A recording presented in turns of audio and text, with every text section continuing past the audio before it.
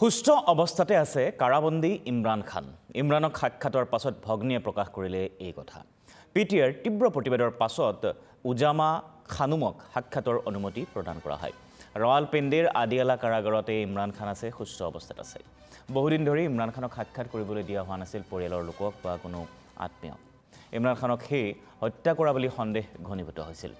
অৱশেষত ভগ্নীয়ে সাক্ষাৎ লাভ কৰিলে ইমৰান খানৰ, আৰু কাৰাগাৰত ইমৰান খানৰ মানসিক নিৰ্যাতন চলাৰ অৱশ্যে অভিযোগ উঠিছে।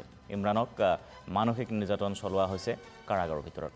চেলৰ ভিতৰত বন্দী কৰি ৰখা হৈছে ইমৰান খানক। কেতিয়াবাহে ক্ষন্তেকৰ বাবে বন্ধ কোঠাৰ পৰা উলিয়াই অনা হয় ইমৰানক।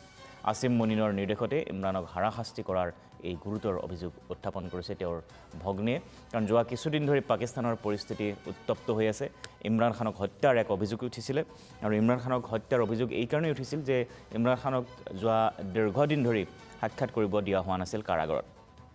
ইমৰান খান আৰু তেওঁৰ পত্নী দুয়োগৰাকী কাৰাবন্দী হৈ আছে, আৰু যিহেতু নিয়ম অনুযায়ী আত্মীয় বা তেওঁৰ কোনো সমৰ্থক অনুগামীয়ে নিৰ্দিষ্ট অনুমতিৰ ভিত্তিত তেওঁক সাক্ষাৎ কৰিব পাৰে, কিন্তু সেই সাক্ষাতৰ অনুমতি দিয়া হোৱা নাছিল যোৱা কিছু মাহ ধৰি, আৰু সেইবাবেই সকলোৰে সন্দেহ হৈছিল হয়তো গোপনে কাৰাগাৰতে ইমৰান খানক হত্যা কৰা হৈছে নেকি। আৰু যাৰ বাবে প্ৰতিবাদ এই আদিয়ালা কাৰাগাৰৰ সন্মুখতেই হওক বা পাকিস্তানৰ ভিন্ন প্ৰান্তত তীব্ৰ প্ৰতিবাদ সাব্যস্ত কৰা হৈছিলে।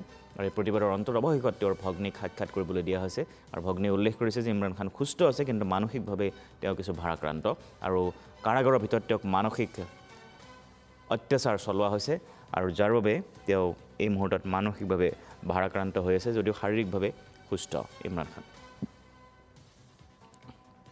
सेहत अल्हम्दुलिल्लाह ठीक है, मगर जहनी वो उन्होंने बड़े गुस्से में थे, कहते हैं कि हमें ये मेंटल टॉर्चर कर रहे हैं, और सारा दिन कमरे में बंद, थोड़ा सा बाहर इधर निकल सकते हैं, कोई किसी से कम्युनिकेशन नहीं।